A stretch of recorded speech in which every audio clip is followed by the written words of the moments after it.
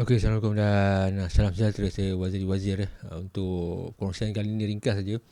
Nak share tentang tips ataupun komposisi yang dinamakan layering. Layering. Benda ni biasanya street photography gunalah. Dia simple je. Teknik layering ni adalah kita meletakkan subjek utama kita tu berada di tengah-tengah. Dia ada foreground, middle ground, background. Macam sebelum ni background saya ni buku, tapi saya letak canvas ni pasal kalau buku jadi serabut kan. Tapi maksud dia macam tu lah. Dia contoh mudah macam ni lah. Biasanya kalau kita ambil gambar, subjek utama kita tu tak ada halangan di depan tu, memang terus. Macam ni ada mic ni kan, tapi anggap mic ni macam tak ada. Kalau dia terus kepada saya tu, itu maksud dia teknik yang, bukan teknik lah, dia biasa, dia tak ada layer. Dia daripada lensa tu terus kepada subjek utama tu, tanpa ada subjek kat depan tu. Macam ni walaupun ada mic ni, dia tak kira layering sangat pasal dia terlalu kecil lah kan. Ada contoh dia macam, ada depan saya ada stack buku-buku kan. Ada buku-buku, kita ambil gambar celah-celah lah. Ada buku-buku dekat sini. Contoh dekat library kan, ada rak buku. Lepas tu kita ambil gambar subjek tu di celah-celah ruang kosong rak buku tu, belakang tu ada buku lagi. Layering. Dia layer lah, ada layer by layer. Dan biasanya memang kita letakkan subjek kita tu berada di tengah-tengah antara foreground dengan background. Boleh juga kita letakkan subjek kita tu berada di belakang sekali. Tapi kebiasaannya memang berada di tengah lah. Dan yang paling cantik adalah dia foreground tu dengan kita tu, dia ada kena-mengena lah. Maksudnya ada kaitan. Contoh macam saya bagi tahu tadi tu lah. Kalau dia dekat library kan, ada ruang kosong. Ni you imagine ada ruang kosong antara rak-rak tu. Nampak sedikit buku, betul nampak muka subjek tu, belakang tu ada buku lagi. Contoh yang saya share ni adalah contoh istiadat mengarap panji-panji Seri Paduka Baginda yang di Pertuan Agong lah. Saya share gambar yang sama, senang kan. Dia layering lah benda-benda ni. Dan layering ni kalau dari segi aperture tu, mungkin kita boleh guna aperture. Tengok apa benda yang kita nak rakam lah. Biasanya f4, 5.6, 8 pun boleh jugalah. Tapi yang penting dia adalah main subjek kita tu kena jelas lah. Dia yang kena jadi tumpuan, dia yang kena jadi sharp. Tapi boleh juga dia jadi blur. Cuma saya tak kongsi kat sini. Boleh juga kita nak jadikan main subjek kita tu blur lah. Dia tak salah on purpose lah. On purpose tu maksudnya memang kita nak buat macam tu. Bukannya kita turn off focus, tak. Itu boleh juga.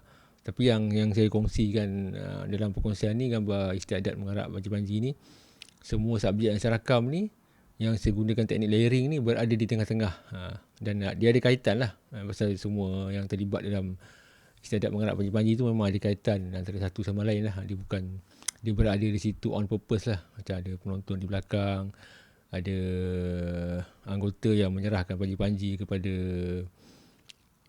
anggota lain yang bertugas untuk membawa panji-panji Seri Paduka Baginda yang di Pertuan Agong tu. Benda dia simple lah. Ada juga orang panggil layering ni sesuai juga digunakan, bukan sesuai, memang biasa digunakan untuk juxtaposition. Juxtaposition ni nanti saya share benda lain lah. Dia simple dia macam ni lah. Contoh lah, kalau sebelum ni saya guna background buku kan, tu buku tu biasanya orang baca lah, buku fizikal kan. Kalau juxtaposition ni, saya dekat sini saya tengok phone, dia ada kontras kan. Maksudnya kenapa kalau saya baca buku, belakang sana buku tu okey lah kan. Dia layering lah, tapi dia sama lah. Kita baca buku, belakang ada buku, tapi buku-buku banyak kat belakang, kita tengok phone, scroll kan. Dia jadi something yang kontras lah kan. Itu layering juga, tapi layering juxtaposition lah. Cuma yang sekarang ni yang kita boleh praktikkan untuk kerja pun boleh juga. Contoh masa meeting kan, meeting round table ke, meja bulat ke, meja lonjong, meja panjang kan, kita ambil gambar pengerusi mesyuarat tu, antara peserta ataupun panel-panel yang menghadiri mesyuarat tu lah, ambil dekat celah-celah orang, macam tu lah kan. Benda-benda macam tu. So benda ni simple je lah. Cuma benda ni kita kena perhatikan fokus kita betul-betul, titik fokus kita tu. Pasal kalau kita tersalah fokus,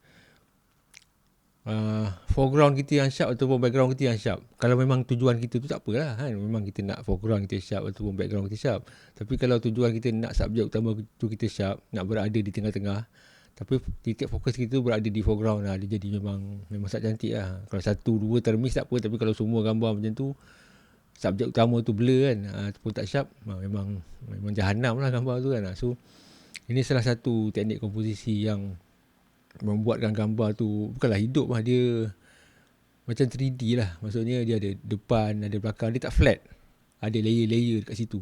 Kalau kita tengok betul-betul dia tak, walaupun gambar tu ibarat sekeping kertas kan, dia flat, tapi sebabkan ada layer tu, ada foreground, background dan juga ada foreground, middle ground dan juga background, menyebabkan gambar tu dia kuat lah. Nampak macam ada apa ni, depth yang berbeza. Okay, satu lagi nampak macam gambar tu bukan sekeping lah, dia ada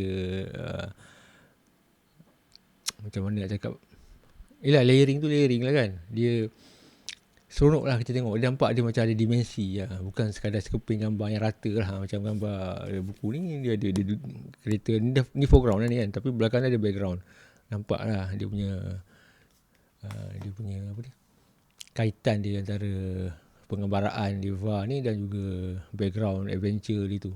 So benda ni boleh try lah benda ni kan. Benda macam ni cuma apa ni, kena hati-hati dengan titik fokus tu supaya dia tak lari lah. Kita kena pastikan apa benda yang kita nak fokus tu. Teknik layering ni memang best lah, tapi janganlah semua gambar kita buat macam tu. Pasal ada setengah orang dia tak suka. Kadang-kadang, kenapa gambar ni blur belakang ni? Dia jadi macam tu kan. Tak semua orang boleh terima benda tu kan. Macam saya sendiri jarang buat benda tu. Ada masa-masa tertentu je saya buat. Kadang saya nak fokus subjek utama tu biar orang terus tengok je. Tak ada masalah pun. So selepas ni kalau ada orang tanya teknik layering tu, kalau orang tanya, contohlah kalau ada apa ni, peperiksaan fotografi kan, tajuk dia layering kan, so dah faham lah nak buat macam mana kan layering tu kan. Jangan ingat layering dalam Photoshop ke apa. Bila kita faham layer tu, layer by layer tu, bila ada tajuk layering, kita dah tahu dah nak buat macam mana kan. Okey lah, kalau ada benda nak kongsi ke, nak share ke, nak tanya ke di ruang komen, boleh tanya je lah. Okay, boleh.